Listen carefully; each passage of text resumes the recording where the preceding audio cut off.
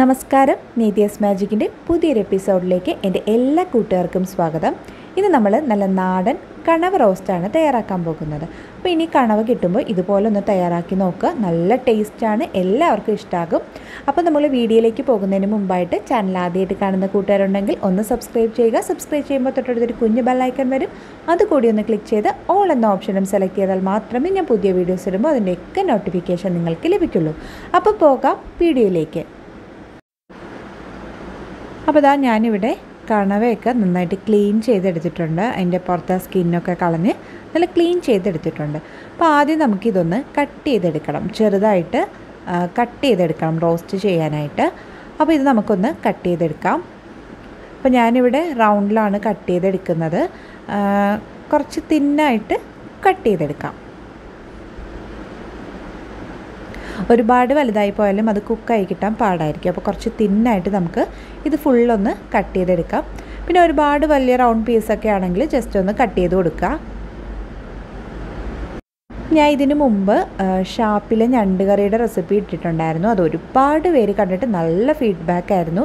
അപ്പോൾ അതിൻ്റെ ലിങ്ക് ഞാൻ ഡിസ്ക്രിപ്ഷൻ ബോക്സിൽ കൊടുക്കാം. കണ്ടിട്ടില്ലാത്തവരുണ്ടെങ്കിൽ ഒന്ന് കയറി കണ്ട് ട്രൈ ചെയ്ത് നോക്കിയിട്ട് നിങ്ങളുടെ ഫീഡ്ബാക്സ് ഒക്കെ അറിയിക്കാം.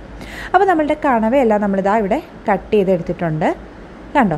അപ്പോൾ ഇതിനി നമുക്ക് മാറ്റി വയ്ക്കാം.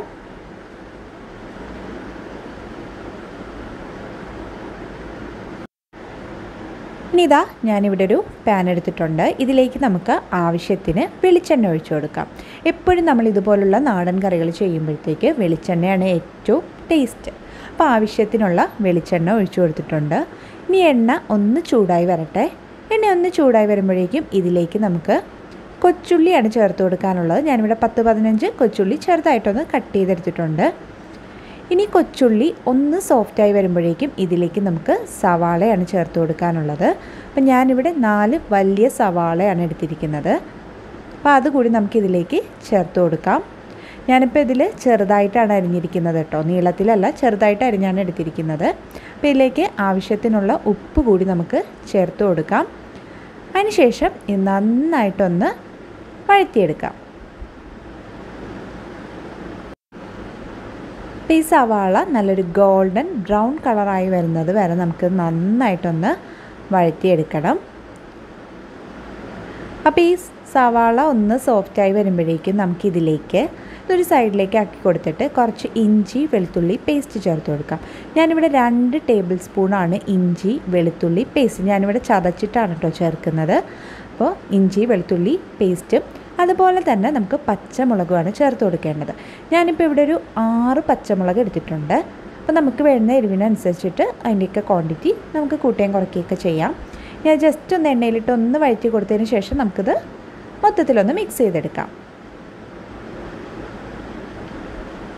അപ്പോൾ ഈ സവാള നല്ലൊരു ഗോൾഡൻ ബ്രൗൺ കളറായി വരുന്നത് വരെ നമുക്കിത് നന്നായിട്ടൊന്ന് സോട്ട് ചെയ്തെടുക്കാം.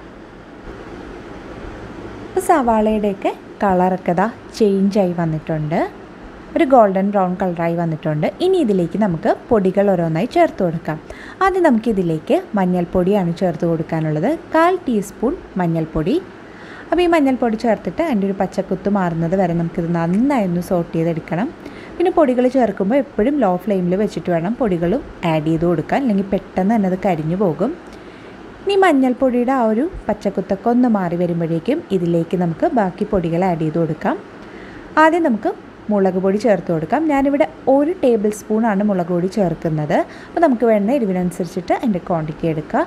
പിന്നെ ഇതിലേക്ക് ചേർക്കാനുള്ളത് 1 ടീസ്പൂൺ മല്ലിപ്പൊടി, 1/2 ടീസ്പൂൺ ഗരം മസാല. ഇത് 3ഉം ചേർത്തിട്ട് നമുക്കിത് നന്നായിട്ടൊന്ന് സോട്ട് ചെയ്തെടുക്കണം. ആ പൊടികളുടെയൊക്കെ ആ ഒരു പച്ചക്കുത്ത് മാറുന്നത് വരെ നമുക്കിത് നന്നായി ഒന്ന് സോട്ട് ചെയ്തെടുക്കാം.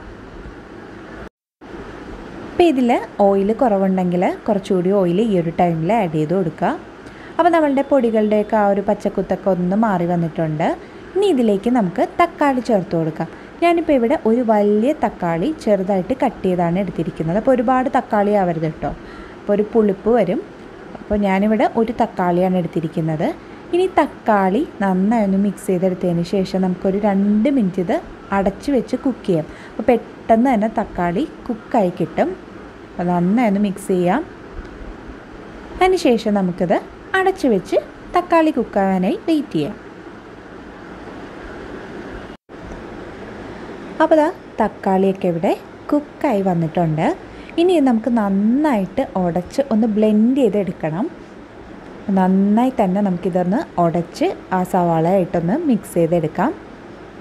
അപ്പോൾ തക്കാളി നന്നായിട്ടൊന്ന് ഉടച്ച് ചേർത്തതിന് ശേഷം നമുക്കിതിലേക്ക് നമ്മൾ നേരത്തെ മാറ്റി വെച്ചിട്ടുള്ള കണവ ചേർത്ത് കൊടുക്കാം. അപ്പോൾ ആവശ്യത്തിന് ഉപ്പും അതുപോലെ തന്നെ കുറച്ച് കുരുമുളക് പൊടിയും കൂടി നമുക്ക് ചേർത്ത് കൊടുക്കാം. അപ്പോൾ ഒരുപാട് ഉപ്പാവണ്ട കേട്ടോ. നമ്മൾ ഈ കണവയൊക്കെ വയ്ക്കുമ്പോൾ ആദ്യം തന്നെ ഒരുപാട് ഉപ്പ് ഇട്ട് കൊടുക്കരുത്.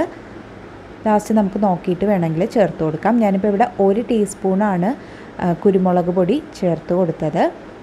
അപ്പോൾ ഇത് നന്നായിട്ടൊന്ന് നമുക്ക് മിക്സ് ചെയ്തെടുക്കാം.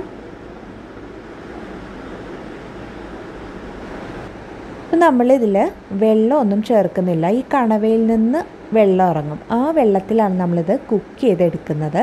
അപ്പോൾ അഡീഷണൽ വെള്ളമൊന്നും ചേർത്ത് കൊടുക്കണ്ട. അപ്പോൾ ഇത് നന്നായിട്ട് നമ്മളിത് മിക്സ് ചെയ്തെടുത്തിട്ടുണ്ട്. അപ്പോൾ ഇതിലേക്ക് ഇനി കുറച്ച് കറിവേപ്പില കൂടി നമുക്ക് ചേർത്ത് കൊടുക്കാം. ഇനി ഇതൊരു 5 മിനിറ്റ് നമുക്ക് മീഡിയം ഫ്ലെയിമിൽ വെച്ചിട്ട് ഒന്ന് കുക്ക് ചെയ്യാം. അതിന് ശേഷം നമുക്കിത് ഓപ്പൺ ചെയ്ത് നോക്കാം.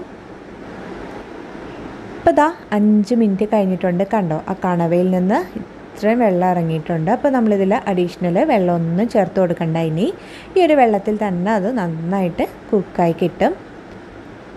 അപ്പോൾ ഇനി ഇത് നമുക്ക് വീണ്ടും അടച്ചു വെച്ചിട്ട് കുക്ക് ചെയ്യാം. ഇടയ്ക്കൊന്ന് നമ്മൾ തുറന്ന് ഇളക്കി കൊടുക്കുക.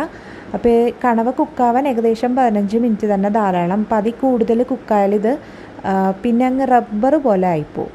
അപ്പോൾ ഒരു 15 മിനിറ്റ് മാക്സിമം നമ്മളിത് കുക്ക് ചെയ്തെടുത്താൽ മതി.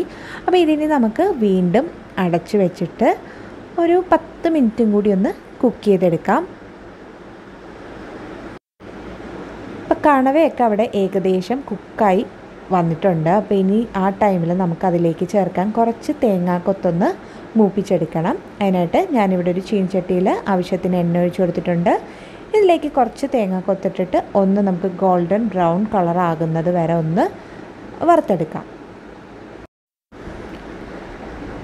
അപ്പോൾ ദാ നമ്മളുടെ തേങ്ങാക്കൊത്തിൻ്റെ കളറൊക്കെ ദാ കണ്ടോ ചേഞ്ചായി വരാൻ തുടങ്ങിയിട്ടുണ്ട്. അപ്പോൾ ഈ തേങ്ങാക്കൊത്തൊക്കെ ചേർക്കുമ്പോൾ ഒരു പ്രത്യേക സ്വാദാണ് കേട്ടോ നമ്മളുടെ കണവ റോസ്റ്റിന്. അപ്പോൾ നമ്മളുടെ തേങ്ങാക്കൊത്തായിട്ടുണ്ട്. അപ്പോൾ ഇനി ഇത് നമുക്ക് മറ്റൊരു പാത്രത്തിലേക്ക് മാറ്റി വയ്ക്കാം. അപ്പോൾ ദാ നമ്മളുടെ കണവയൊക്കെ ദാ ഇവിടെ കണ്ടോ വെള്ളമൊക്കെ വറ്റി നന്നായിട്ട് കുക്കായി വന്നിട്ടുണ്ട്. അപ്പോൾ റോസ്റ്റ് എന്ന് പറയുമ്പോൾ കുറച്ച് ഡ്രൈ കൺസിസ്റ്റൻസിയിലായിരിക്കുമല്ലോ ഇരിക്കുന്നത്. അപ്പോൾ ഇത് ഏകദേശം ഒരു ഡ്രൈ കൺസിസ്റ്റൻസിയിൽ എത്തിയിട്ടുണ്ട്. അപ്പോൾ ഇതിലേക്ക് നമുക്ക് 1 ടീസ്പൂൺ കുരുമുളക് പൊടിയും 1/2 ടീസ്പൂൺ ഗരം മസാലയും കൂടി അവസാനമായിട്ട് ചേർത്ത് കൊടുക്കാം. അപ്പോൾ ലാസ്റ്റ് നമ്മൾ ഈ കുരുമുളകൊക്കെ ചേർക്കുമ്പോൾ ഒരു പ്രത്യേക ടേസ്റ്റാണ് കേട്ടോ. പിന്നെ ഇതിൽ കുറച്ച് ഉപ്പിൻ്റെ കുറവുണ്ടായിരുന്നു. അതുകൊണ്ട് ഞാൻ കുറച്ച് ഉപ്പും കൂടി ആഡ് ചെയ്ത് കൊടുത്തിട്ടുണ്ട്. അപ്പോൾ നന്നായിട്ടൊന്ന് മിക്സ് ചെയ്തെടുത്തതിന് ശേഷം നമുക്കിതിലേക്ക് നമ്മൾ നേരത്തെ വറുത്ത് വെച്ച ആ തേങ്ങാക്കൊത്തുകൂടി ചേർത്ത് കൊടുക്കാം. അപ്പോൾ വളരെ സിമ്പിളായിട്ട് എന്നാൽ നല്ല ടേസ്റ്റി ആയിട്ട് ഉണ്ടാക്കാൻ പറ്റിയ നല്ലൊരു കറിയാണ്, നല്ലൊരു റോസ്റ്റാണ്. അപ്പോൾ ഇനി കണവ കിട്ടുന്ന ടൈമിൽ നിങ്ങളിതുപോലെ ഒന്ന് ട്രൈ ചെയ്ത് നോക്കുക. എന്നിട്ട് നിങ്ങളുടെ ഫീഡ്ബാക്സൊക്കെ അറിയിക്കുക. അപ്പോൾ അത് നന്നായിട്ട് മിക്സ് ചെയ്തെടുത്തിട്ടുണ്ട്. ഇനി ഇതിലേക്ക് നമുക്ക് ആ തേങ്ങാക്കൊത്തുകൂടി ചേർത്ത് കൊടുക്കാം. എന്നിട്ട് ജസ്റ്റ് ഒന്ന് ചൂടായാൽ മതി. ജസ്റ്റ് ഒന്ന് മിക്സ് ചെയ്തതിന് ശേഷം നമുക്ക് ഫ്ലെയിം ഓഫ് ചെയ്യാം. അപ്പോൾ എല്ലാവരും ട്രൈ ചെയ്ത് നോക്കിയിട്ട് നിങ്ങളുടെ ഫീഡ്ബാക്സൊക്കെ അറിയിക്കുക.